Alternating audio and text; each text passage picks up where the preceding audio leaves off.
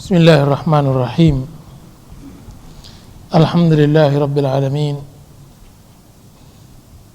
Wassalatu wassalamu ala asyrafil anbiya'i wal mursalin wa ala alihi wa sahbihi wa sallama tasliman katsiran ila yaumiddin wa ba'd. Hadis 282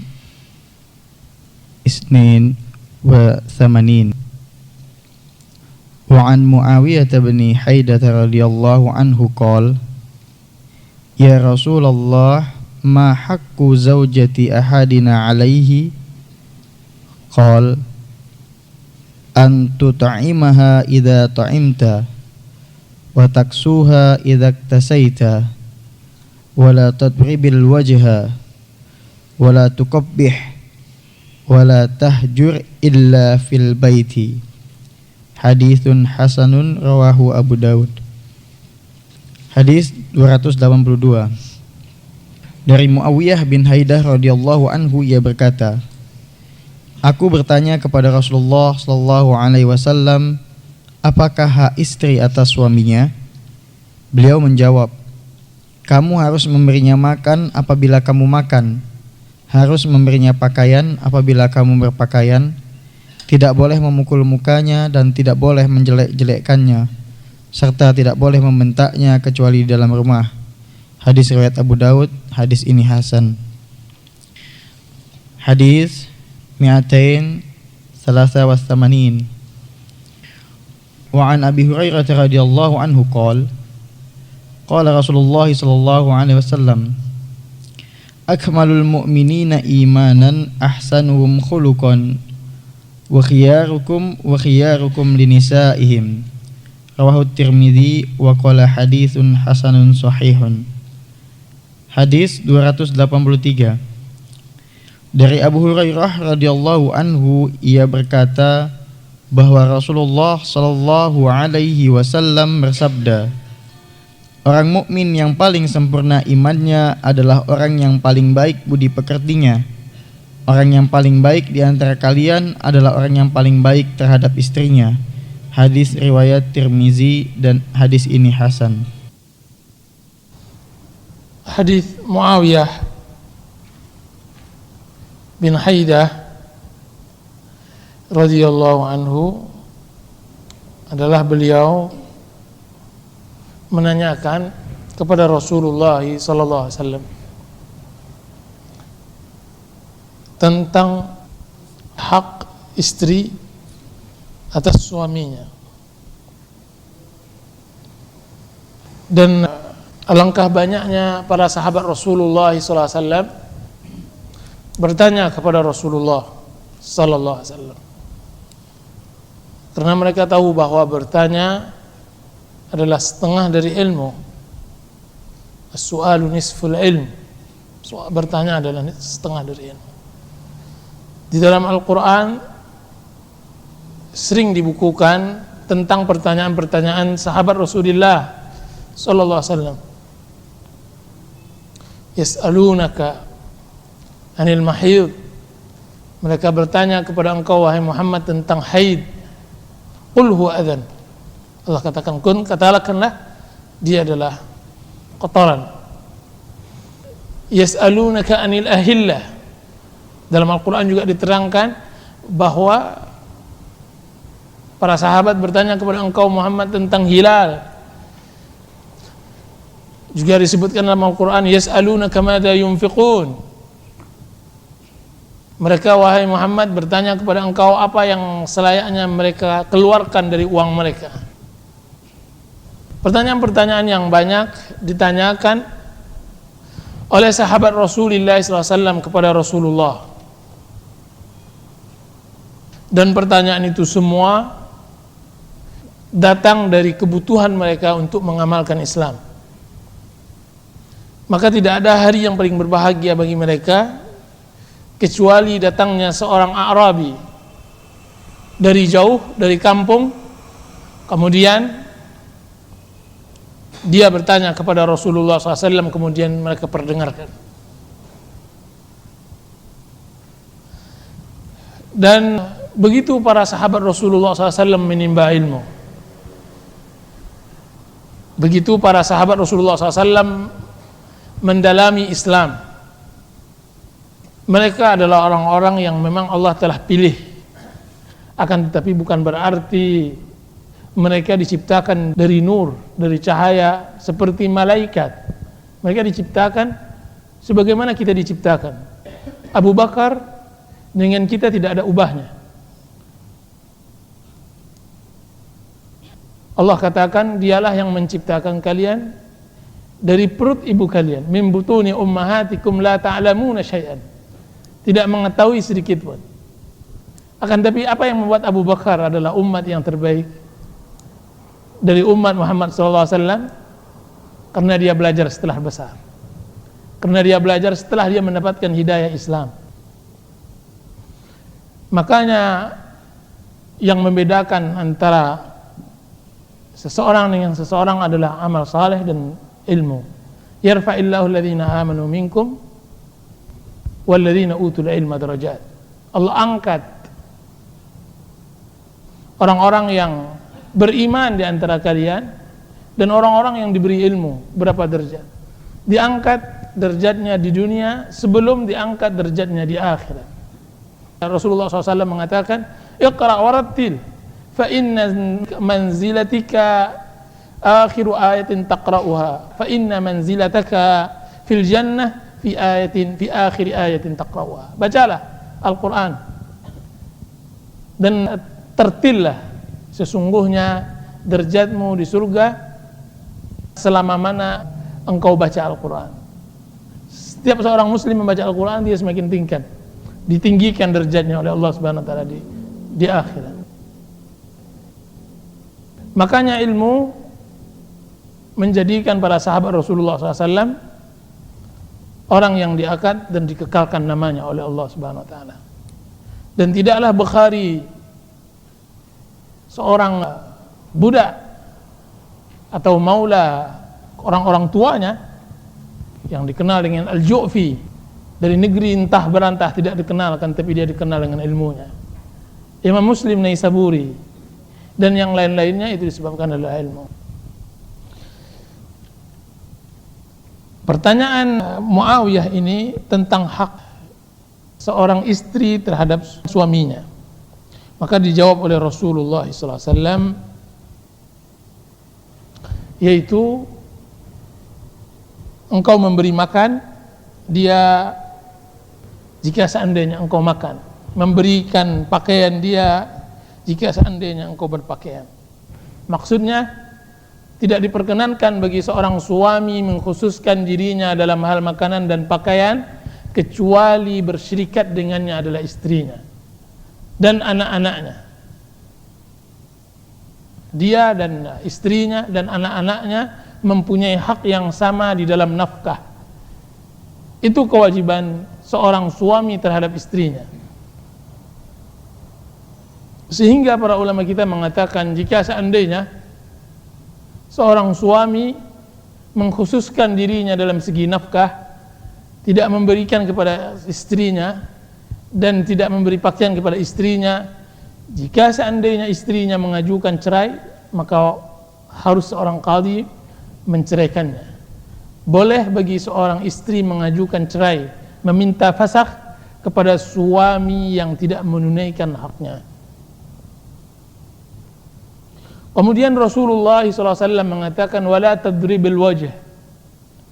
Setelah diterangkan oleh Rasulullah SAW segi nafkah, kemudian Rasulullah SAW mengajarkan bahwa seorang suami tidak layak memukul wajah istrinya.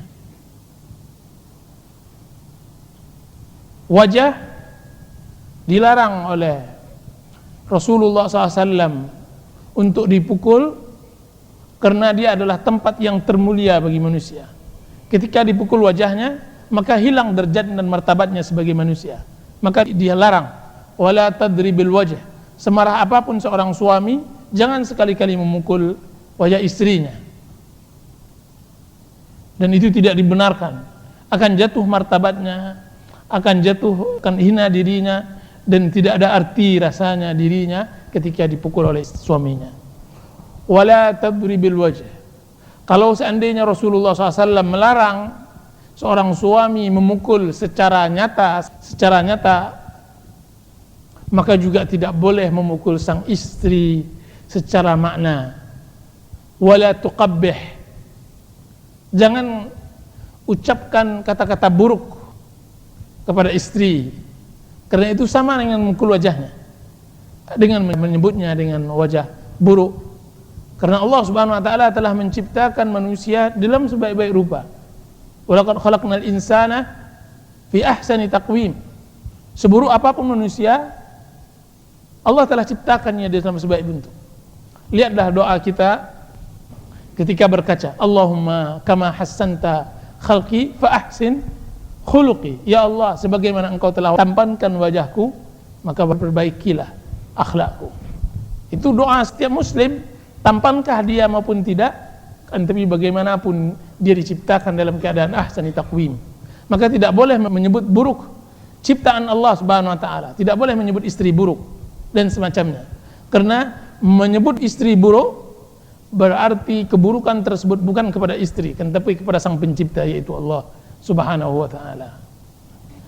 Wala tadribil wajh wala tuqabbih, menunjukkan bahwa tidak dibenarkan menjatuhkan martabat seorang istri di mata suaminya. Akan tapi jalankan sesuai dengan apa yang diinginkan oleh syariat. Dan juga tidak boleh menghinanya dengan mengatakan buruknya nasabnya. Itulah kelakuan engkau memang keturunan zina, atau semacam kata-kata kasar lainnya. Orang kampung engkau memang pezina semua. Atau kata-kata yang menghancurkan martabat seorang istri di depan suaminya. Kemudian di dalam hadis Abu Hurairah, hadis 283, Rasulullah SAW mengatakan, akmalul mu'minina imanan, yang paling sempurna iman seorang mukmin, ahsanuhum khuluqa, adalah seorang mukmin yang baik akhlaknya. Iman di dalam akidah ahlu sunnati wal jamaah bertambah dan berkurang, bertambah dengan ketaatan dan berkurang dengan kemaksiatan kepada Allah Subhanahu wa taala. Dan ini keyakinan ahlu sunnah. Allah Subhanahu wa taala mengatakan, innamal mu'minuna idza dzukirallah wajilat qulubuhum wa idza tuliyat alaihim ayatuhu zadatuhum imana. Sesungguhnya seorang mukmin, kalau seandainya diingatkan kepadanya Allah Subhanahu wa taala atau dibacakan kepadanya ayat-ayat Allah, bertambah imannya. Lihat bagaimana bertambahnya iman dengan ketaatan, dan bagaimana berkurangnya iman dengan kemaksiatan. Dan di sini kaidah bahwa kebanyakan salaf melakukan kebaikan bukan dia berharap banyak dengan pahala dari kebaikan tersebut, akan tetapi yang diinginkan salaf adalah akibat dari kebaikan yang dia lakukan, dia mendapatkan kebaikan yang serupa atau lebih baik. Karena seseorang yang berbuat kebaikan, dia akan mendapatkan kebaikan berikutnya. Sebagaimana seseorang berbuat kemaksiatan, dia akan mendapatkan kemaksiatan yang berikutnya. Apa kata mereka? Sesungguhnya saya beramal saleh, satu kebaikan, bukanlah saya berharap banyak dari pahala dari kebaikan tersebut, kan, tapi saya berharap adalah saudara-saudara kebaikan itu. Dan saya meninggalkan sebuah kemaksiatan, bukanlah saya takut dari besar dosa yang saya lakukan dari kemaksiatan tersebut, akan tapi yang saya takutkan adalah saudara-saudara dari dosa kemaksiatan tersebut. Seseorang yang melakukan kebaikan, dia akan berentet, akan melakukan kebaikan berikutnya. Kan tapi sebaliknya, seseorang yang melakukan keburukan akan berentet, dia akan melakukan keburukan berikutnya. Makanya diperlukan lingkungan yang saleh untuk melakukan sebuah ibadah dan ketaatan di jalan Allah Subhanahu wa taala. Dengan adanya lingkungan saleh, orang-orang saleh dan semacamnya, kita akan terdorong untuk berbuat kebaikan, kemudian kebaikan-kebaikan seterusnya. Hari ini antum hadir pengajian, akan sulit untuk melakukan kemaksiatan. Hari ini kalau seandainya kita melakukan kebaikan, akan melahirkan kebaikan yang berikutnya. Sebaliknya, kalau seandainya hari ini kita melakukan maksiat, akan mudah untuk melakukan maksiat berikutnya. Ini sudah sunnatullah di atas permukaan bumi ini. Nah, di dalam masalah iman, bertambah dengan ketaatan dan berkurang dengan kemaksiatan kepada Allah Subhanahu wa taala. Kita diperintahkan untuk selalu menjaga iman agar terpelihara. Dan iman bertingkat-tingkat dan berbeda-beda setiap orang. Ada sebagian orang yang imannya kepada Allah Subhanahu wa taala, kepada hari akhirat, seakan-akan hari akhirat baginya sudah nampak di dalam pandangannya. Mungkin badannya di dunia sedangkan batinnya sudah di akhirat. Kan tapi sebaliknya ada sebagian orang imannya tidak begitu. Sebagaimana yang disebutkan oleh Allah Subhanahu wa taala dalam surat Al-Qur'an. Allah mengatakan wa minan nas may ya'budullah ala harf. Sungguhnya di sebagian kalangan manusia ada yang beribadah kepada Allah Subhanahu wa taala sesuai dengan kondisi keadaan. Sesuai dengan kondisi keadaan. Fa in asabahu khairan itma'anna bih. Jika seandainya ditimpakan kepadanya kebaikan, dia baru bisa tenang. Baru bisa dia beribadah kepada Allah Subhanahu wa taala. Wa in asabathu fitnatun inqalaba ala wajhihi. Tapi jika seandainya ditimpakan kepadanya fitnah, ditimpakan musibah, ditimpakan kesulitan ekonomi, ditimpakan pada anaknya, ditimpakan sakit, ditimpakan pada hartanya dan semacamnya, mulai dia berbalik dari jalan Allah Subhanahu wa taala. Allah katakan, orang yang begitu bentuk ibadahnya kepada Allah Subhanahu wa taala, beribadah kepada Allah hanya pada siang dan tidak pada malam harinya, hanya beribadah kepada Allah Subhanahu wa taala ketika musim hujan, tidak pada musim kemarau, yang hanya beribadah kepada Allah Subhanahu wa taala pada musim senang, tidak musim susah, mereka itu adalah disebutkan oleh Allah Subhanahu wa taala khasirat dunia wal akhirah. Rugi dunia dan rugi akhirat. Belum sempurna imannya sehingga dia harus menjadi seorang mukmin yang beribadah pada Allah Subhanahu wa taala dalam setiap hal. Nah, Rasulullah SAW dalam hadis ini mengatakan, akmalul mu'minina imanan. Iman seorang mukmin yang paling sempurna adalah ahsanuhum khuluqa, yang paling baik akhlaknya. Yang paling baik akhlaknya terbagi dua. Paling baik akhlaknya kepada Allah, dan yang kedua paling baik akhlaknya sesama manusia. Paling baik akhlaknya kepada Allah Subhanahu wa taala itulah takwa. Bisa menahan dirinya dari kemungkaran dan bisa melaksanakan dirinya dari kebaikan. Itulah yang disebut takwa. Dan baik akhlaknya dengan manusia itulah adab akhlak yang telah diajarkan oleh Rasulullah sallallahu alaihi wasallam. Dan dua hal inilah yang membuat manusia masuk surga. Salah seorang sahabat Rasulullah sallallahu alaihi wasallam datang kepada Rasulullah SAW, kemudian dia bertanya, ya Rasulullah, kabarkan kepada saya apa yang menyebabkan seseorang masuk surga. Apa kata Rasulullah SAW? Taqwallah wa husnul khuluq. Takwa kepada Allah dan berakhlak baik. Takwa kepada Allah Subhanahu wa taala dan berakhlak. Itulah yang saya maksudkan dengan din dan akhlak. Din dan akhlak. Seharusnya akhlak menyempurnakan din, sebagaimana din adalah akhlak. Akan tapi kadang-kadang ada perbedaan. Kadang-kadang orang itu baik muamalahnya dengan Allah tapi tidak baik muamalahnya dengan manusia.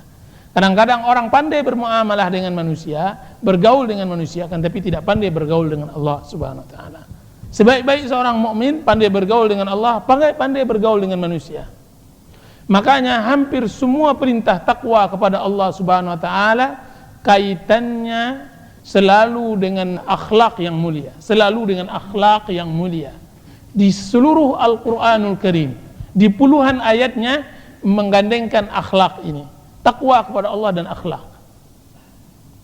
Makanya Ibnu Qayyim rahimahullahu ta'ala di dalam kitab Fawaidnya dia mengatakan sesungguhnya Allah Subhanahu wa taala menetapkan bagi seorang mukmin dua hal yang tidak pernah lepas dari dirinya, yaitu takwa dan kebaikan akhlak. Takwa dan baik akhlak. Sebelum saya lupa, dakwah yang kita berikan ini, kajian yang kita sampaikan, seruan Rasulullah SAW yang kita pahamkan, ini semua berdasarkan akhlak. Akhlak kita kepada Allah dan akhlak kita kepada manusia. Makanya ulama-ulama salaf kita dahulu, di awal-awal kali seorang penuntut ilmu ditalkinkan oleh guru-gurunya hadis Rasulullah SAW tentang tujuan dari dakwah.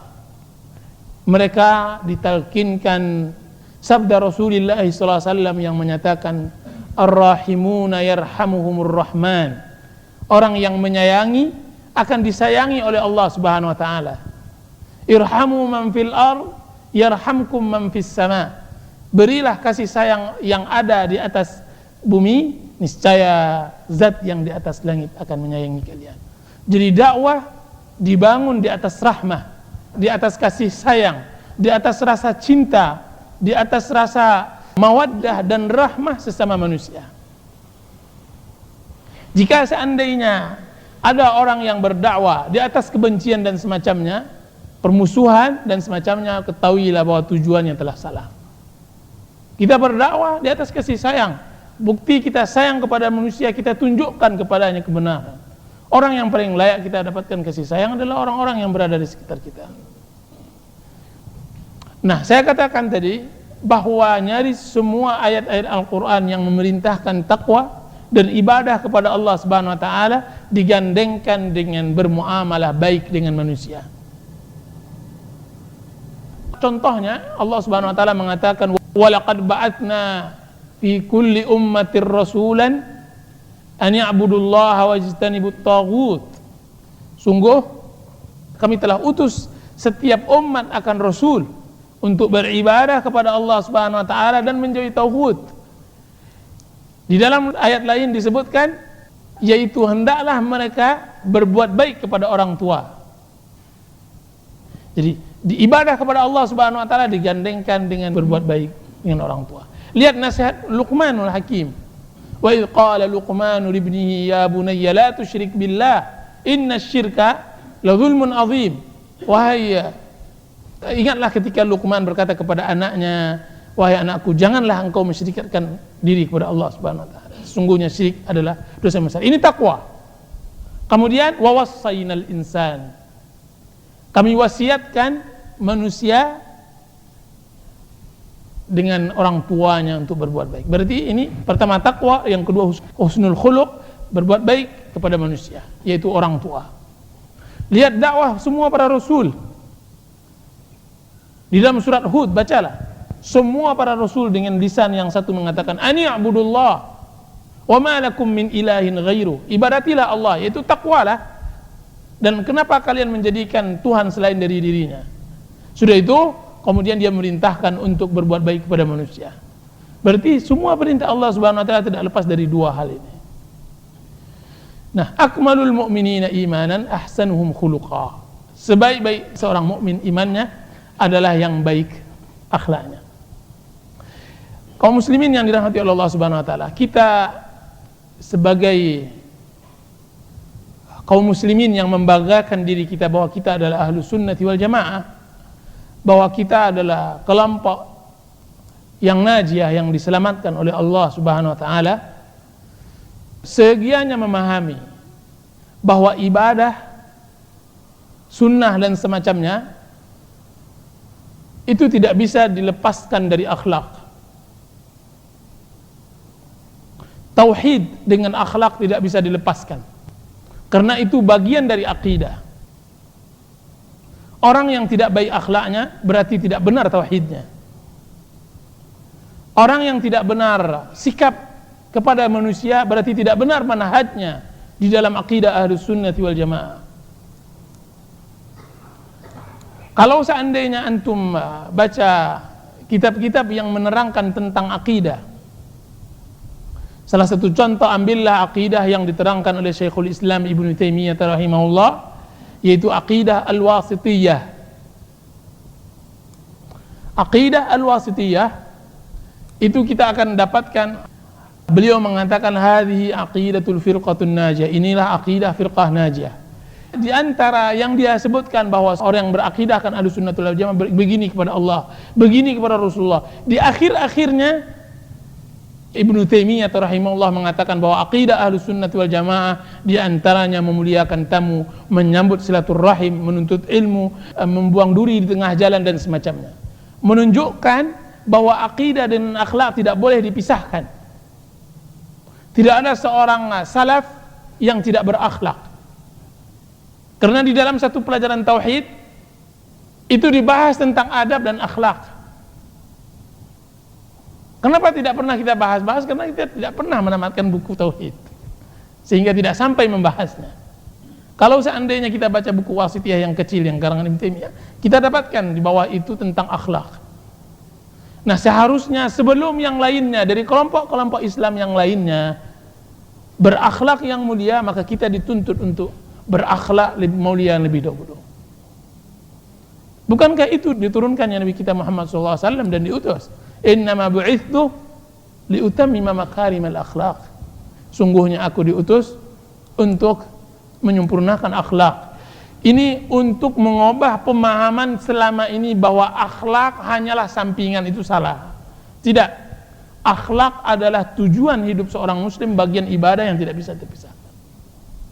Dia bukan penyempurnaan iman saja. Yang penyempurnaan iman adalah yang paling baik akhlaknya. Akmalul mu'minina imanan. Akan tapi orang yang tidak berakhlak berarti dia tidak beriman, dah pasti. Yang perlu kita sempurnakan adalah dari akhlak yang baik kepada yang lebih baik itu. Tapi yang tidak berakhlak tidak seorang mukmin.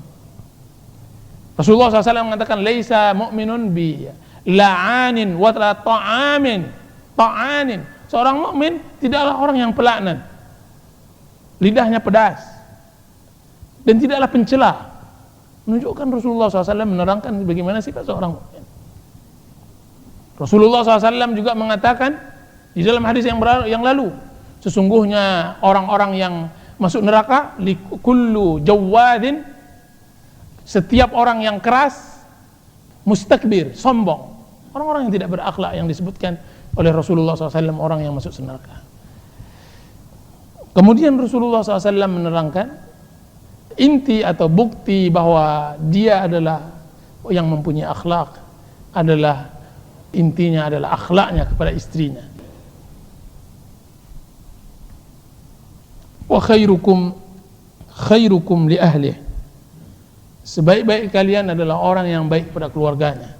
Itu inti. Sebagaimana yang kita terangkan bahwa orang yang berakhlak kepada istrinya berarti dia telah berakhlak kepada orang lainnya. Atau jangan sebaliknya, dengan orang lain dia bisa tersenyum, dengan orang lain dia bisa beramah tamah, akan tapi ketika sudah mulai masuk rumahnya dia menjadi singa lapar haus dan semacamnya, malah tidak pandai dan semacamnya. Ini yang diterangkan tentang hal yang ada di dalam bab ini. Wallahu ta'ala a'lam. Hadis 284. Wa an Iyas bin Abdullah bin Abi Dzubab radhiyallahu anhu qala qala Rasulullah sallallahu alaihi wasallam la tadribu ima Allah.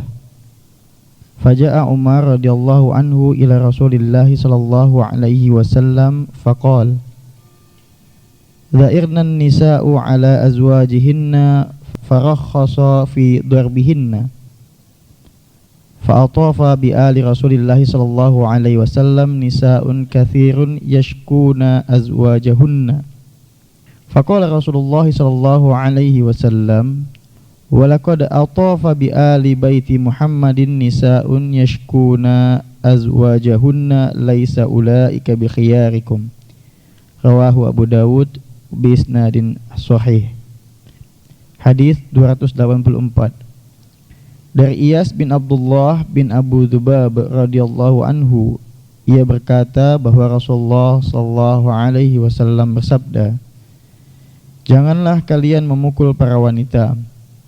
Kemudian Umar mendatangi Rasulullah sallallahu alaihi wasallam dan berkata, "Wanita-wanita itu kini berani kepada suaminya."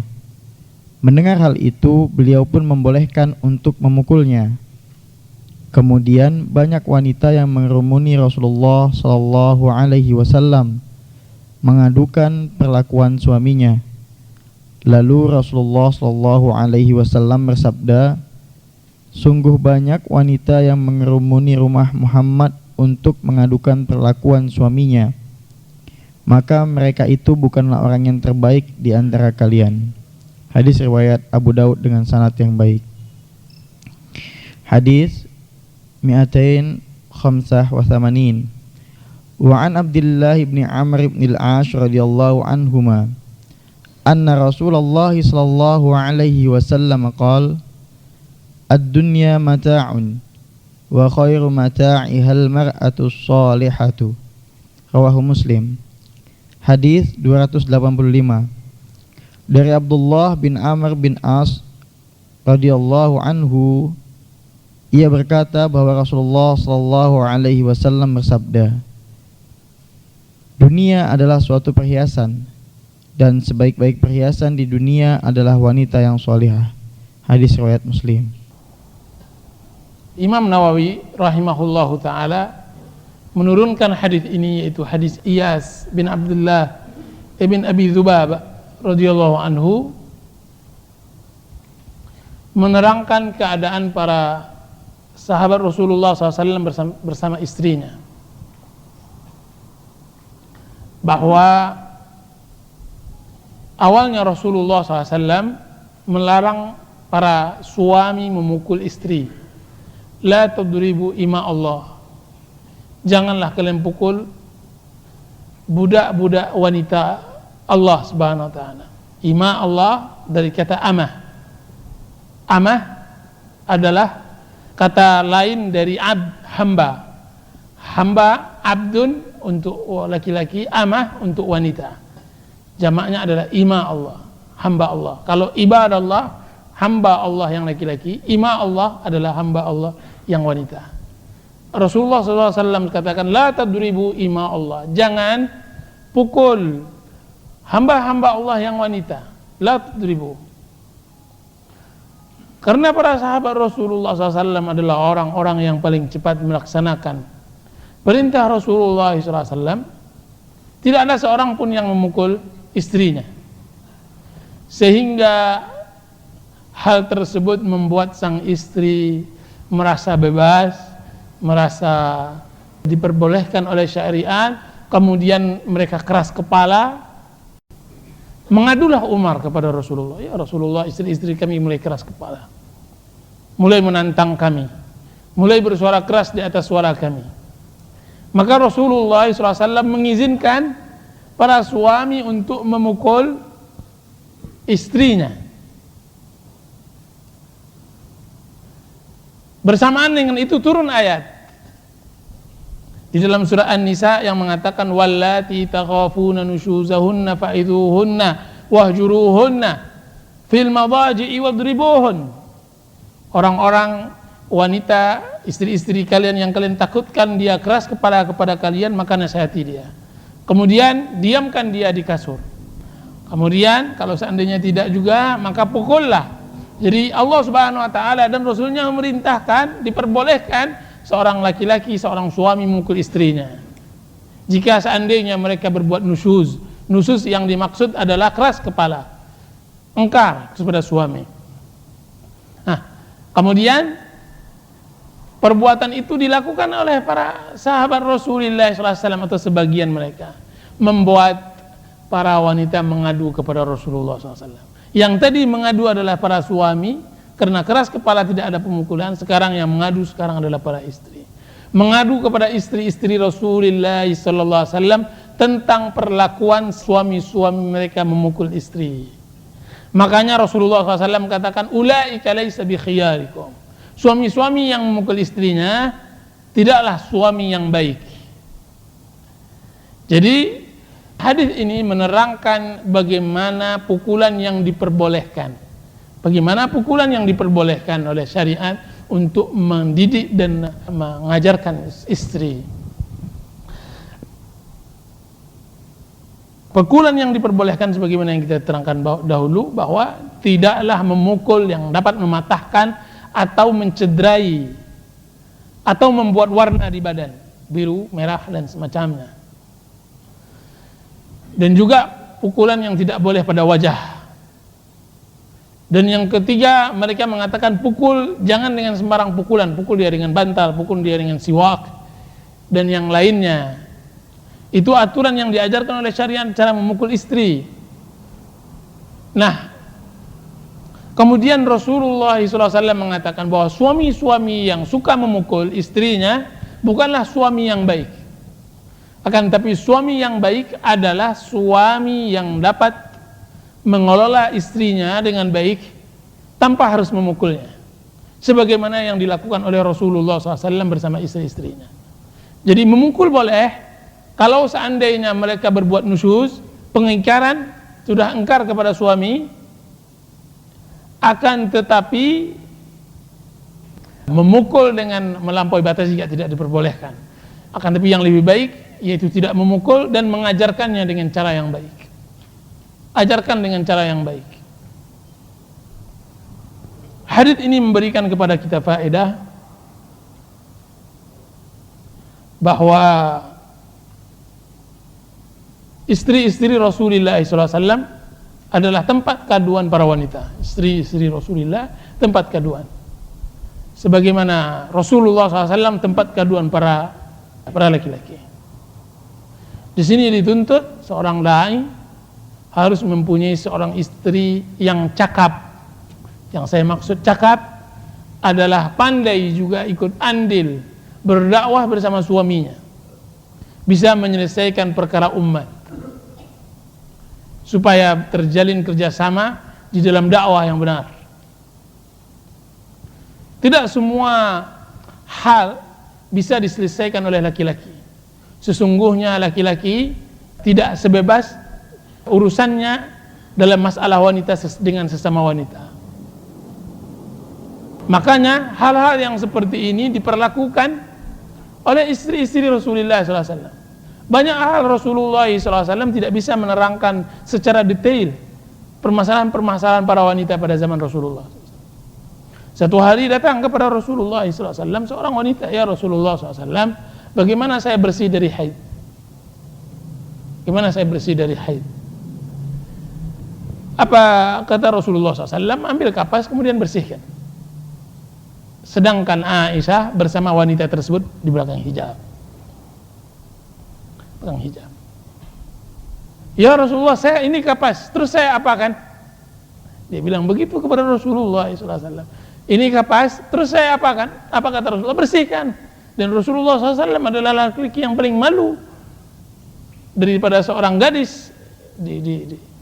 Akhirnya Aisyah mengerti, kemudian dibawanya wanita tersebut. Ini kapas, ambil air kemudian alirkan di tempat darah. Oh begitu. Jadi tidak semuanya Rasulullah SAW bisa menerangkan kepada para wanita. Maka dituntut juga kita membutuhkan dai-dai dari kalangan wanita, yaitu da'iyat. Pertama, mungkin yang dituntut adalah kita menyiapkan dai-dai dari kalangan wanita yang bisa mengerti keadaan wanita. Di samping juga tidak menghalangi Rasulullah SAW mengkhususkan kajian untuk wanita sekali dalam seminggu. Karena mereka mempunyai hak yang sama. Ini yang pertama. Yang kedua, hadis ini menerangkan bagaimana permasalahan keluarga seringkali dihadapkan oleh seorang lelaki-laki dengan kekuasaannya, dengan tangannya.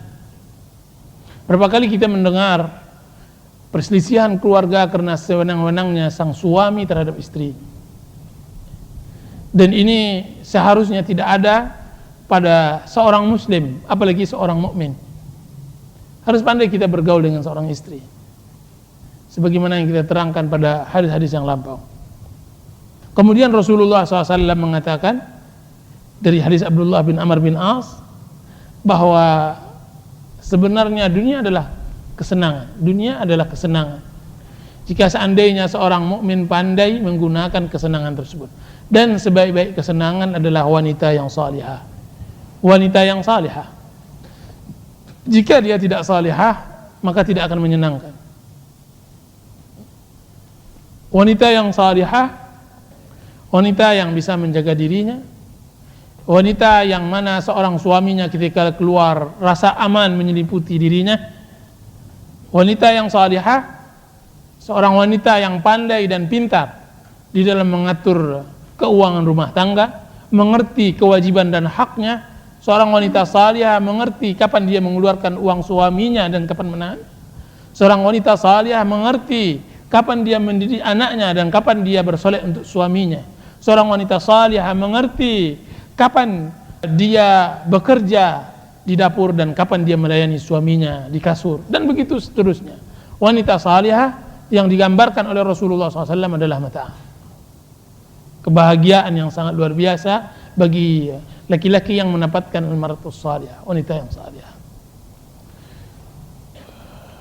Dengan demikian sampai kita di akhir bab yang insyaallah taala minggu depan kita sambung ke dalam bab berikutnya, yaitu hak seorang suami terhadap istri. Wallahu taala alam, wa sallallahu ala nabiyyina Muhammadin wa ala alihi wa sahbihi wa sallam. Assalamualaikum warahmatullahi wabarakatuh. Baik, kita buka pertanyaan. Andainya ada pertanyaan, silakan. Iya, bahwa keterangan ini disampaikan oleh Syekh Shalih Al-Syekh hafizahullah taala di dalam ceramahnya tentang akhlak dai di dalam kaset yang saya dengar. Dia mengatakan hal yang seperti itu, bahwa akidah dan manhaj, akidah tauhid dengan akhlak tidak boleh dipisahkan, karena dia adalah gabungan dari bentuk keimanan kepada Allah Subhanahu wa taala. Makanya seorang mukmin yang tidak berakhlak berarti tauhidnya ada celahnya, ada buruknya, tidak sempurna tauhidnya, sebagaimana tidak sempurna imannya. Coba lihat Rasulullah SAW katakan tidak sempurna imannya, yang tidak baik akhlaknya. Berarti iman adalah tauhid, akidah. Kalau seandainya akhlaknya tidak benar, berarti imannya tidak benar. Nah, jadi karena di dalam tauhid yang kita pelajari itu ada dua hal. Pertama iman, yang kedua syariat. Itu tauhid. Tauhid itu bagi dua, iman, syariat. Iman yaitu pengetahuan kita tentang Allah, iman kepada hari akhirat, iman kepada qada qadar, dan begitu seterusnya.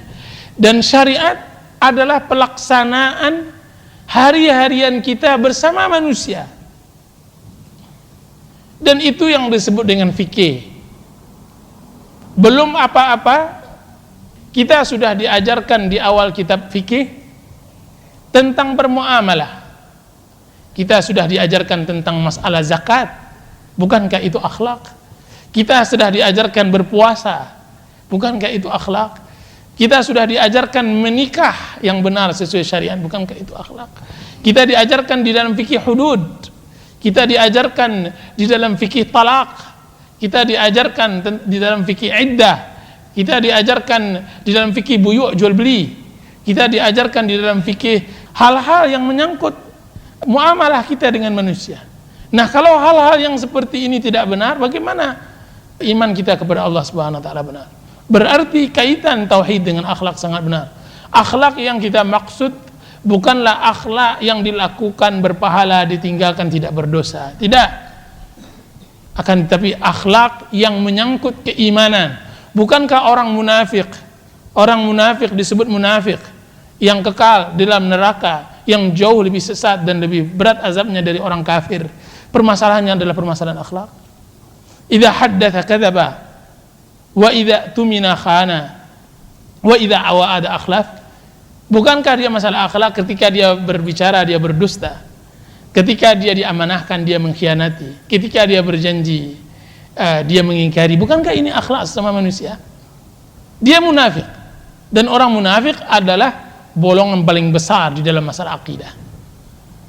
Jadi mulai saat ini, bagi yang tidak tahu, mari kita tahukan bahwa akhlak dengan tauhid sama-sama wajibnya kita pelajari. Allah Ta'ala, mudah-mudahan Riyadhus Shalihin yang kita pelajari ini menutup iman kita di dalam bagian akhlak, menyempurnakan iman kita di bagian akhlak. Makanya di sana kita pelajari. Dan hari ini di masjid ini kita telah mengaji lebih dari setahun 2 bulan, karena kita memulai tahun 30 Desember 2004. Awal kali kita mengaji setahun 2 bulan, dan sebelumnya kita telah mengaji juga 2 tahun. Berarti lebih kurang 3 tahun lebih kita mengaji baru 280 hadis. Masih banyak hadis-hadis yang akan kita pelajari. Mudah-mudahan hal itu akan menambah iman, akhlak kita kepada Allah Subhanahu wa taala dan kepada masyarakat. Wallahu taala a'lam. Taib. Ya. Iya, betul. Bahwa kurangnya akhlak seseorang menunjukkan kurangnya keimanan. Dan kurangnya akhlak seseorang itu menunjukkan perbuatan kemaksiatan kepada Allah Subhanahu wa taala. Di dalam hal akhlak yang benar-benar menjatuhkan dia kepada maksiat. Karena akhlak itu sendiri banyak hal. Imam Bukhari rahimahullah taala mengajarkan kita tentang adab dan akhlak. Beliau mengarang kitab Adabul Mufrad. Adabul Mufrad. Adab yang dikhususkan ilmunya. Dan itu diterangkan berbagai macam bentuk akhlak. Akan tapi akhlak itu sebagaimana seperti syariat, ada yang wajib, ada yang sunnah, ada yang mustahab, dan begitu seterusnya. Begitu juga akhlak, ada yang wajib, ada yang mustahab, dan seterusnya. Jika seandainya seseorang meninggalkan akhlak yang wajib, berarti dia telah melakukan dosa dan maksiat. Kalau seandainya seseorang meninggalkan akhlak yang sunnah, berarti dia telah meninggalkan sebuah kemuliaan dan belum jatuh kepada kemaksiatan. Iya, Allah Ta'ala alam.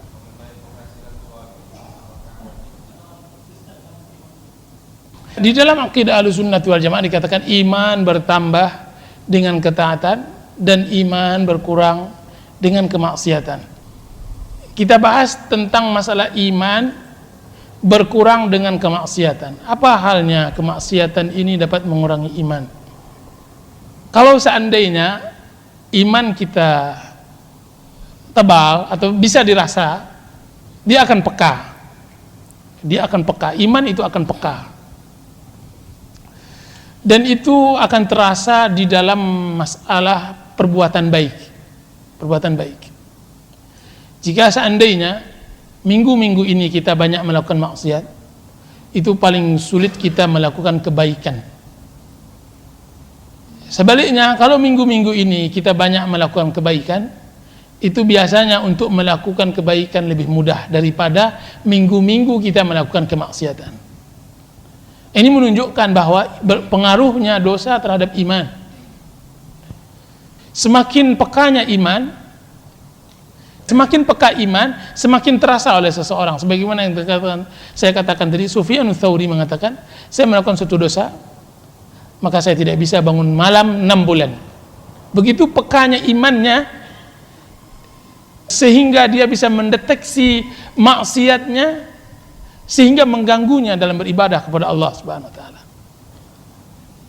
Seorang salaf melihat seorang anak kecil dengan nafsu, dengan syahwat.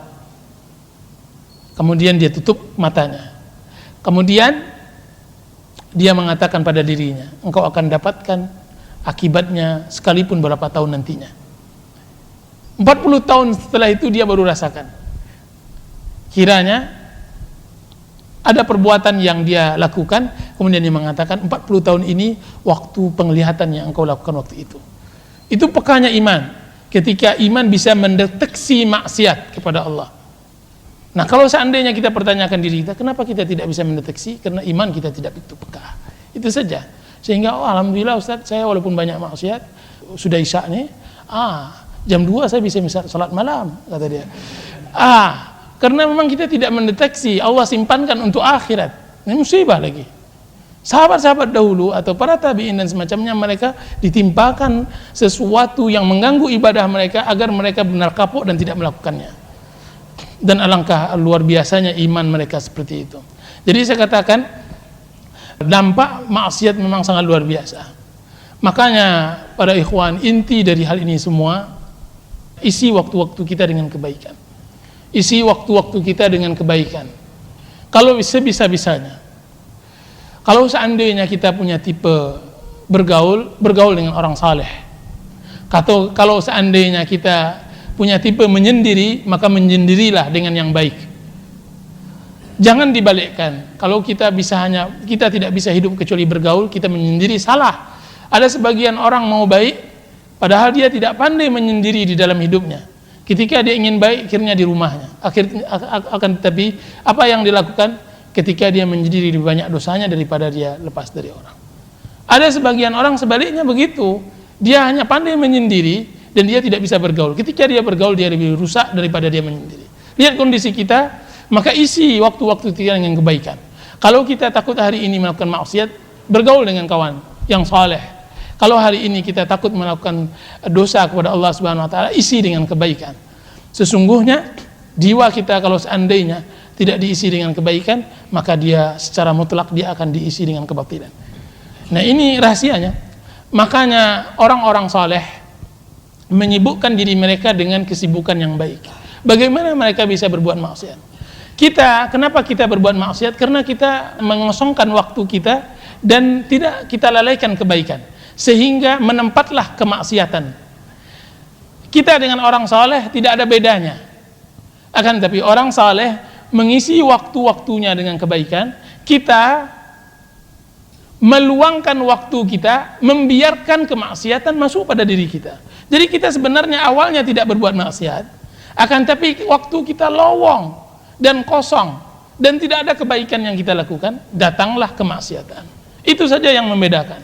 Jadi bagaimana caranya isi kebaikan kita? Hari ini membaca buku, hari ini membaca buku Al-Quran, hari ini berkawan dengan orang saleh, hari ini murajaah Al-Quran, hari ini berdialog, hari ini majelis ta'lim, hari ini mengajar istri, hari ini bercengkrama dengan anak istri. Banyak kesibukan yang harus kita iri. Hari ini berusaha, hari ini berbisnis, hari ini mengajar dan semacamnya. Hari isi kebaikan-kebaikan itu dengan kebaikan. Makanya orang-orang yang tingkatnya ulama bagaimana mereka akan melakukan keburukan? Setelah pengajian dia mengulang kajiannya, setelah pengajian dia mengajar istrinya, setelah pengajian dia letih dan kemudian dia tidur. Besok datang murid-muridnya mengajar. Bagaimana dia melakukan keburukan? Kalaulah dia kosong, adalah musibah datang. Ini kita rasakan semua keadaan seperti ini. Kan tapi kita sebagai seorang mukmin berusaha semaksimal mungkin. Saya tidak mengatakan bahwa diri saya baik, kan tapi semua kita insyaallah taala berusaha untuk melakukan kebaikan. Solusinya tentang masalah yang seperti ini, menambah keimanan kita zaman sekarang ini, yaitu menuntut ilmu bagaimanapun caranya. Semua nama hilang kecuali nama orang yang menuntut ilmu. Bacalah semua sejarah. Kita mau kenal dengan orang-orang yang kaya, kita kenal dengan orang-orang yang berpangkat, raja, berkedudukan dan semacamnya, semua nama mereka tidak pernah disebut kecuali orang yang berilmu. Ini menunjukkan memang ilmu akan mengangkat kita, dan niatkan menuntut ilmu itu untuk mengangkat kebodohan pada diri kita dan memberi manfaat untuk saudara kita. Sesungguhnya dengan menuntut ilmu akan mendatangkan kebahagiaan, kelapangan. Kalau seandainya Anda susah, nuntutlah ilmu, akan terjadi kelapangan. Anda akan tahu rasanya bagaimana nikmatnya setelah selesai kita membahas sebuah permasalahan dan dapat jalan keluarnya. Nikmat sekali. Nah, nikmat itu tidak akan terbeli dengan duduknya kita di kafe jam berjam-jaman dan membayar uang yang sangat banyak. Nikmat itu tidak akan bisa bayar dengan bercengkramanya kita dengan kawan-kawan di mana-mana, di tempat istirahat dan semacamnya. Akan tapi itu kan hanya dapat di majelis ilmu, di muzakarah ilmu dan semacamnya. Banyak kaum muslimin yang mana ketika mereka duduk dengan ilmu, rindu mereka dengan ilmu. Rindu sekali, kapan lagi kita duduk ke sana? Kapan lagi kita bercengkrama? Ini menunjukkan bahwa ilmu yang saya maksud adalah Islam. Islam itu sangat mengasyikkan. Iya. Bahwa keras dan lembut adalah tabiat, akhlak yang Allah ciptakan ragam manusia. Sebagaimana hal-hal yang lainnya Allah ciptakan dalam berpasangan. Jangan jauh-jauh lagi, dua sahabat yang paling termulia, Abu Bakar dan Umar. Abu Bakar seorang sahabat yang lembut, yang tidak bisa menahan dirinya dari sebuah bacaan kecuali dia yang menangis. Sebagaimana yang diakui oleh anaknya Aisyah radhiyallahu anha. Lembut, ya Rasulullah, larang. Kenapa Abu Bakar yang engkau perintahkan? Sesungguhnya Abu Bakar tidak bisa membaca Al-Quran. Sedikitnya membaca Al-Quran menangis. Lembut hatinya. Dan Umar sebaliknya, keras. Sampai syaitan pun takut dengan Umar. Sampai bahkan bukan syaitan. Kalau syaitan mungkin takut dengan imannya Umar. Akan tetapi kerasnya Umar juga sampai kepada para akhwat di kalangan sahabat Rasulullah SAW. Para akhwat, para ibu-ibu. Dikisahkan bahwa di sebuah pengajian akhwat, kajian ibu-ibu yang disampaikan oleh Rasulullah SAW, ibu-ibu berisik, suaranya bergemuruh di hadapan Rasulullah SAW. Kemudian datang Umar, dia ketuk pintunya, Assalamualaikum. Ketika ibu-ibu mendengar siapa yang mengucapkan salam adalah Umar, semuanya terdiam. Apa kata Rasulullah? Ya Umar, para wanita tersebut takut kepada engkau. Takut kepada engkau. Umar bukan malah senyum, akan tapi malah balik marah.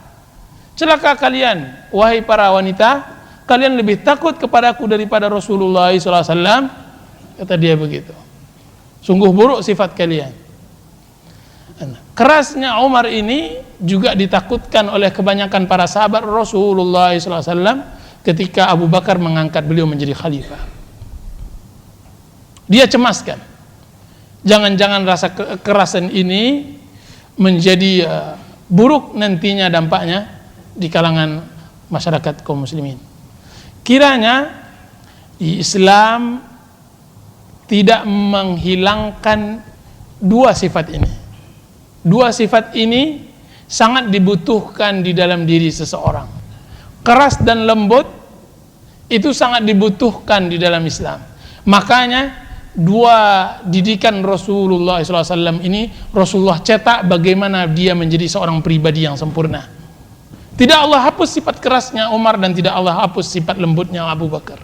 Akan tapi dikembangkan sehingga Umar menjadi Umar dan Abu Bakar menjadi Abu Bakar, dan kedua-duanya saling menopang di dalam sebuah negara yang dibangun oleh Rasulullah SAW. Jadi tidak tercela seorang yang keras, dan sebagaimana tidak tercela seorang yang lemah lembut. Akan tapi lemah lembut kepada kaum mukminin dan keras kepada orang kufar, meletakkan keras pada suatu permasalahan dan meletakkan lembut pada suatu permasalahan. Itu yang dikatakan oleh Umar. Di dalam khutbahnya, di awal kali dia diangkat di atas khalifah, dia mengatakan, wahai kaum muslimin, kalian takut dengan kerasku? Ketahuilah, sesungguhnya kerasku ini akan aku letakkan kepada orang-orang yang melenceng dari jalan Allah Subhanahu wa ta'ala. Dia katakan itu sebagai awal kali pondasi dia bangun khilafahnya. Dan benar, sadaqallahu Umar. Benar. Sekeras apapun Umar, dia adalah seorang laki-laki yang sangat lembut bagi kaum mukminin, kaum muslimin. Dan alangkah luar biasanya Umar. Dan setiap orang mempunyai sifat satu dari apa yang diberikan oleh Allah Subhanahu wa taala kepada dua orang. Orang kalau tidak kasar berarti dia lembut. Atau sebaliknya. Jadilah kalau seandainya kita keras, jadilah keras Umar. Kalau seandainya kita lembut, jadilah lembut Abu Bakar. Sedangkan permasalahan kisah tabi'in seperti yang disampaikan A'mash dan juga Sufyan bin Uyainah dan juga tabi'in yang lainnya, yang kalau seandainya kita baca sepintas bahwa mereka keras dan keterlaluan kerasnya, maka sesungguhnya itu bukanlah keras. A'mash itu sendiri, A'mash bagaimana kerasnya di dalam dia mengajarkan ilmu. A'mash bagaimana yang disampaikan tadi, Ada seseorang udah begini menuntut ilmu, kajian A'mash ribuan, orang mencari A'mash karena tinggi sanadnya. Jadi sebanyak itu rawi-rawi hadis yang meriwayatkan hadis kepada Rasulullah, yang paling banyak sanad yang paling tinggi, yaitu yang paling sedikit orangnya dari A'mash kepada Rasulullah, A'mash. Kalau yang lain punya sanad 5 orang ke atas sampai ke Rasulullah, A'mash punya 2 atau 3 atau 2, 3, dikit. Jadi dia mempunyai sanad ali, sehingga kajiannya direbuti oleh ulama-ulama hadis, penuntut ilmu. Dan adalah seseorang datang kepada A'mash, kemudian tiba-tiba orang sudah antri duduk begini, dia datang belakang, dia maju sini, maju ke sini, buruk akhlaknya. Ketika dia datang, dia tidak tahu adab juga, bahwa A'mash tidak dibolehkan bergerak sedikit pun penuntut ilmu di depan majelisnya. Kalau ada bergerak atau berbicara satu huruf, dia langsung keluar dan masuk ke rumahnya. Maka merugilah, menyumpah-nyumpahlah semua yang hadir akibat orang yang mengatakan itu. Dan ini berbahaya, dan adalah orang tersebut melakukan kesalahan. Dia datang, kemudian duduk di sampingnya, disangkanya dia sejajar dengan orang-orang yang paling dekat. Kemudian A'mash setiap menyebutkan nama orang, haddatsana fulan, dia meludah. Kemudian haddatsana fulan, dia meludah.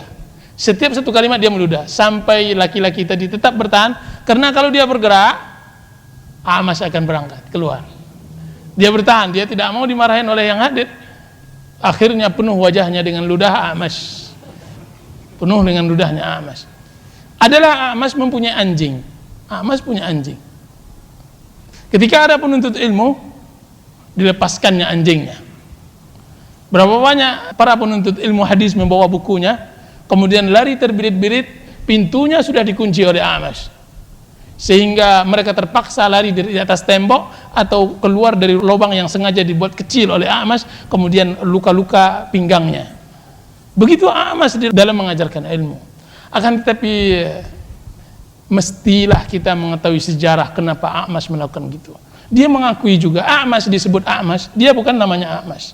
A'mash itu adalah seorang yang ditimpakan penyakit A'mash. A'mash itu adalah orang yang matanya berair terus dan punya tai yang banyak. Apa kata A'mash pada dirinya? Kalaulah bukan ilmu, niscaya orang akan meletakkan saya di sampah, karena buruk tampangnya. Kalaulah bukan ilmu, niscaya orang akan meletakkan di sampah. Dan A'mash ingin mengajarkan bahwa ilmu itu mahal, din. Sekarang ini kenapa ilmu itu murah?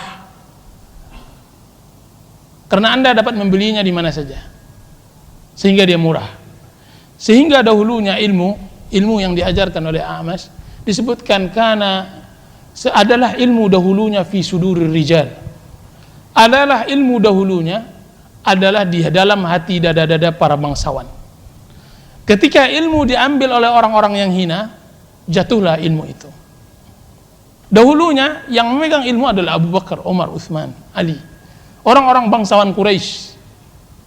Dan sesuatu yang berada di tangan bangsawan, orang akan mencarinya.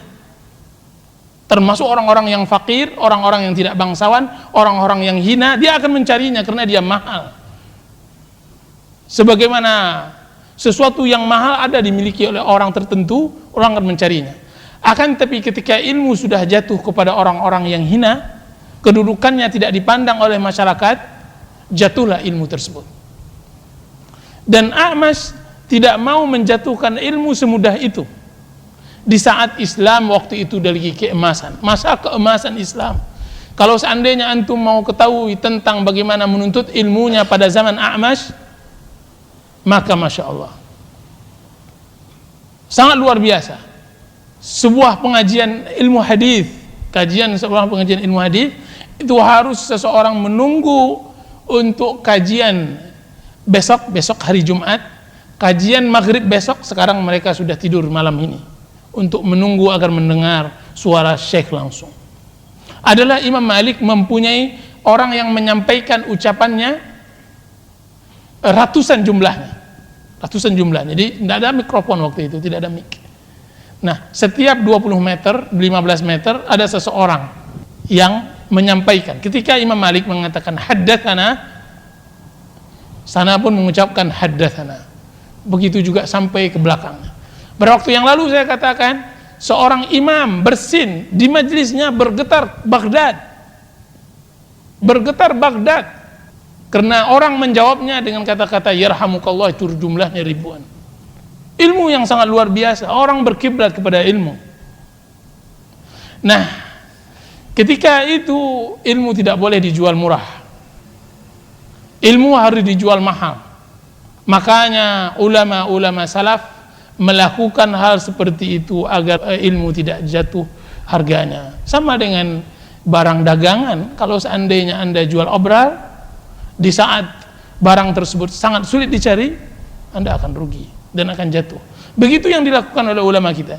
Jadi semua itu dilakukan karena untuk mengangkat derajat ilmu dan lezatnya penuntut ilmu, sehingga seorang bangsawan tidak takut mengeluarkan apapun untuk menuntut ilmu. Sehingga ada istilah pada zaman dahulu dikatakan man talabal ilmal hadis aflas. Barang siapa yang menuntut ilmu hadis, sekaya apapun orang tuanya, dia akan bangkrut, habis uangnya. Karena apa yang dia infakkan kepada ilmu itu sangat mahal. Sehingga ketika dia tahu mahal ilmu yang dia infakkan, begitu semua akan menjadikan ilmu itu sangat berharga. Nah, ketika sekarang ini semua Anda bisa menuntut ilmu di mana saja, apalagi sebagian orang mengatakan, ya kan bisa saya dengar kajian dari kaset, atau saya bisa membaca. Jadilah agama kita begini caranya, tidak dihargai.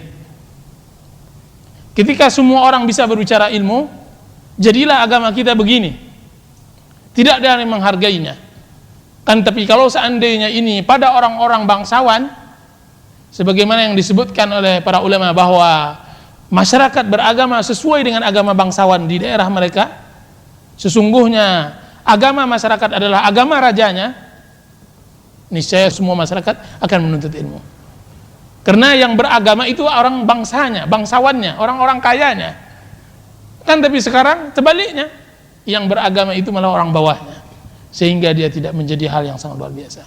Jadi kembali saya katakan bahwa perlakuan para sahabat atau para tabi'in dan tabi'in, perlakuan keras tersebut bukanlah dari sifat asli mereka, dan itu juga tidak masalah. Biar seorang penuntut ilmu itu merasakan hinanya dalam menuntut ilmu, agar dia merasakan hal itu, karena dia akan diangkat menjadi seorang pemimpin. Kalau tidak dihinakan dia, maka bagaimana dia akan menjadi pemimpin? Dia tidak pernah merasakan hal yang hina. Seorang yang hidupnya selama-lamanya kaya, bagaimana dia akan meratapi ratapnya orang miskin, karena dia tidak pernah merasakan miskin. Begitu juga ketika seorang da'i, ketika dia merasakan hina, dia akan tahu bagaimana dia bisa menghargai orang. Jadi itu semua yang dijawab oleh para ulama kita tentang sikap-sikap yang dilakukan oleh para ulama kita pada zaman tersebut, dan itu tidak bisa berlaku pada zaman sekarang. Siapa Anda dengan A'mash sehingga Anda bandingkan diri Anda, sehingga saya dalam pengajian ini saya harus meludah setiap orang yang bergerak? Terlampau sombong diri kita. Terus kita bandingkan dengan Imam Ahmad. Siapa kita dengan Imam Ahmad? Imam Ahmad rahimahullahu ta'ala, satu ucapannya dapat menggerakkan seluruh kaum muslimin di atas dunia ini pada zamannya.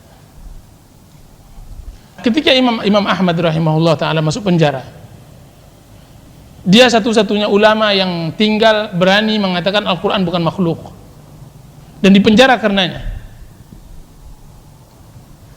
Kemudian salah seorang muridnya mengatakan, ya Imam, apalah ucapan mengatakan Quran itu makhluk? Ucapkanlah itu. Engkau dalam kondisi terdesak, ucapkanlah itu. Engkau tidak akan tahan dengan siksaan. Dan kita katakan siksaan Imam Ahmad, jika dipukul 80 kali cambukan, kalau seandainya satu cambukan dipukul kepada gajah, maka dia akan rubuh. Sehingga Imam Ahmad setelah penyiksaan tersebut, dia tidak bisa menyampaikan hadis.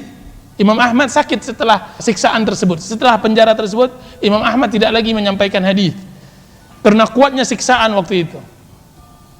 Karena kasihan muridnya tersebut, dia mengatakan, ya Imam, engkau dalam keadaan terpaksa, ucapkanlah apa yang diinginkan oleh pemerintahan bahwa Quran itu makhluk. Apa katanya? Tidak, tapi keluarlah. Kalau engkau keluar nanti sampaikan kepada saya. Keluar muridnya. Kiranya dilihat ribuan para pemuda dengan lauh, dengan batu menunggu Imam Ahmad. Apa yang kalian perbuat, kata muridnya? Apa kata mereka semua? Kami menunggu apa yang diucapkan oleh Imam Ahmad. Kami akan tuliskan, kami akan sampaikan ke afaq, ke penduduk seluruh negeri. Apa kata muridnya kepada Imam Ahmad mengabarkan? Ya Imam, sungguhnya ribuan orang di sana. Apa kata Imam Ahmad? Apakah aku mau saya menyelamatkan diri saya sendiri dan saya sesatkan ribuan orang tersebut? Itu Imam Ahmad. Yang mana pemerintahan tidak berani membunuhnya karena masyarakat dan rakyat kaum muslimin bersamanya. Iya katanya, maka iya. Dan itu tidak zaman kita sekarang ini. Di saat sunnah redup, ketika ilmu dilecehkan, ketika kebenaran dicemehkan oleh orang. Zaman kita sekarang ini bukan zaman keemasan pada zaman 40 Hijriah, 50 Hijriah, 70 Hijriah dan semacamnya. Zaman kita sekarang 5 Hijrah, 2 Hijrah, atau bahkan sebelum Hijrah. Zaman kita sekarang zaman Makkah, yang dimana kita harus membanyak sabar. Tidak bisa kita laksanakan sebagaimana yang diinginkan oleh apa yang kita baca dari zaman keemasan Islam. Jadi itu yang kita pahami. Wallahu ta'ala alam. Ya wallahu ta'ala alam. Terima kasih banyak atas kehadiran. Wa sallallahu ala nabiyyina Muhammadin wa ala alihi wa sahbihi wasallam. Wassalamualaikum warahmatullahi wabarakatuh.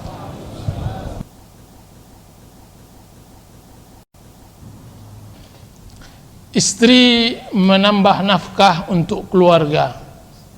Sebenarnya kewajiban nafkah adalah kewajiban suami.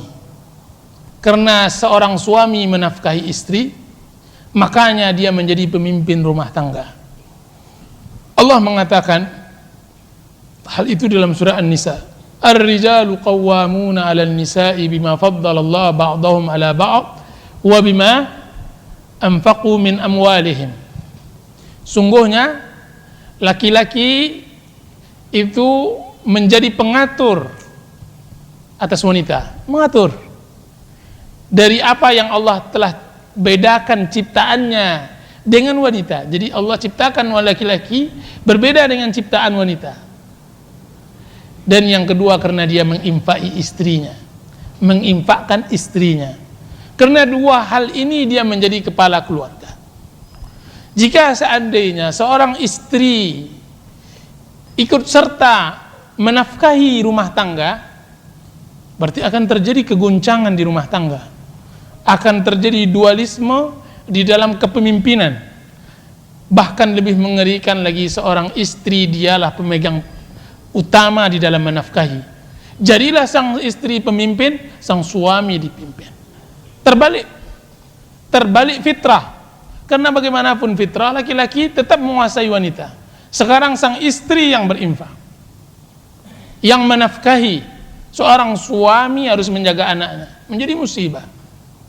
Hal ini yang membuat nanti mental seorang suami menjadi mental kerupuk, tempe, dan semacamnya. Benar, seorang suami yang dinafkahi oleh istrinya menjadi seorang suami yang minder, tidak percaya diri, tidak bisa menengadahkan kepalanya di khalayak ramai. Bagaimana tidak? Dia yang barusan memandikan anaknya, menyusukan anaknya, kemudian keluar menyambut tamunya. Dengan wajah apa dia tenang-andahkan? Kalau seandainya ditanya oleh tamunya bahwa dia baru memasak kentang atau semacamnya, musibah besar. Semua suami yang istrinya bekerja, yang disebut sebagai wanita kurir atau wanita karir, itu semuanya mengeluhkan. Semuanya mengeluhkan kondisinya. Bahkan cerita suami-suami kepada saya, mereka mengatakan, kalaulah Ustaz tahu bagaimana cerita sang suami yang dikuasai para istri, maka inna lillahi wa inna ilaihi raji'un. Kalau kita laki-laki, usahakan kita yang mencari nafkah, akan bahagia rumah tangga. Seorang istri yang bekerja di rumahnya, menjaga anaknya, menjaga suaminya, melayani suaminya, jauh lebih berbahagia kita berikan 50 rupiah daripada seorang istri yang menjadi kurir di luar diberi 5 juta atau 50 juta. Tidak ada artinya baginya, karena dia mempunyai gaji yang sama dengan itu atau bahkan lebih. Jika seandainya Anda bisa melakukan hal itu, yaitu menafkahi istri secara mutlak, maka lakukanlah. Kalau tidak, maka bertakwalah kepada Allah Subhanahu wa taala semampunya. Ini satu. Dan yang kedua, karena kondisi, apalagi kondisi masyarakat kita seperti ini, ekonomi yang sangat menghimpit. Saya tidak mengharamkan seorang istri bekerja di luar, kan, tapi begitu dia harus terima keadaan. Dia harus terima keadaan, bertakwalah kepada Allah Subhanahu wa taala. Dan yang kedua, sering-sering ajarkan kepadanya Al-Qur'an dan sunnah Rasulullah. Kalau tidak, dia menjadi istri yang nasizah, istri yang keras kepala. Istri yang tidak pernah diperdengarkan kepadanya majelis ta'lim, dia akan keras kepala kepada suaminya karena dia telah mempunyai uang dan yang lainnya. Dan juga harus sering diperdengarkan kepadanya akhirat, ditakut-takutkan kepadanya ayat-ayat tentang surga dan neraka. Harus seperti itu. Dan dia ingatkan kepadanya selalu tentang ancaman-ancaman Allah Subhanahu wa taala bagi istri yang tidak taat pada suaminya. Dan itu harus dia siasati terus. Jangan dia pertemankan dengan orang-orang yang cinta dunia. Ya, mudah-mudahan itu akan memberikan kebahagiaan di rumah tangga kita semua. Allah taala alam. Ya. Silakan. Kalau seandainya penghasilan suami wajibkah diketahui oleh sang istri? Tidak. Dan sebagusnya juga jangan. Kecuali istrinya bendaharanya. Oh, tak mau harus mengetahui. Karena tapi ini kembali kepada tipe wanita. Tapi secara umum sebagusnya laki-laki tidak menampakkan semua keuangannya kepada istrinya. Apa kata ulama mengatakan seorang istri ketika mengetahui keuangan suami, kalau dia sedikit dia akan lecehkan, kalau dia banyak maka dia akan rakus dengannya. Maka berhati-hatilah dengan hal itu. Kan tapi berikan istri keuangan yang membuat dia puas. Jadi ada perbedaan jauh antara dia tahu keuangan kita, dia ukur nantinya. Kalau 10 juta abang dapat berarti 8 juta untuk saya. Ini musibah. Ini musibah ini. Akan tapi berikan kepada dia 1 juta yang selama ini dia hanya dapat 100 ribu. Berarti dia udah puas sekali. Sekalipun kita mendapatkan jauh lebih banyak dari itu. Jadi kalau bisa keuangan. Akan tapi ini jelas tidak semua wanita berlaku begitu. Kan tapi kebanyakannya melakukan hal itu. Wallahu ta'ala alam.